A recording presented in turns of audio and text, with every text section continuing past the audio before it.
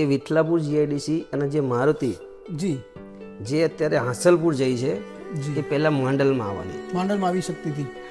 માંડલમાં આવી શકતી હતી, પણ એ તો હવે દરેકને ખબર જ છે કે કારણ શું હતું. જી. એટલે એ મારે કે એનો ઉલ્લેખ કરવાની જરૂર નથી. જી પણ એ જો માંડલમાં હોત તો અત્યારે માંડલનો સમય કેવો હોત? સાહેબ, લોકો એવું કહે છે કે કંપની અગર માંડલમાં આવશે તો બહારની જે વસ્તી આવશે એ વસ્તીઓનો ત્રાસ વધશે અને માંડલના લોકોને જે છે એ પજવણી કરશે. એ નહીં. શું કહેવું?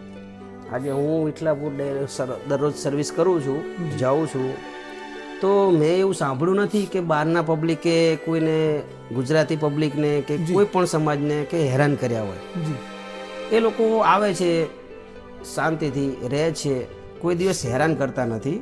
જી એવો કોઈનો વિષય કે કોઈ પણ છોકરા છોકરીનો કે એવો કોઈ પ્રશ્ન મેં નથી સાંભળ્યો.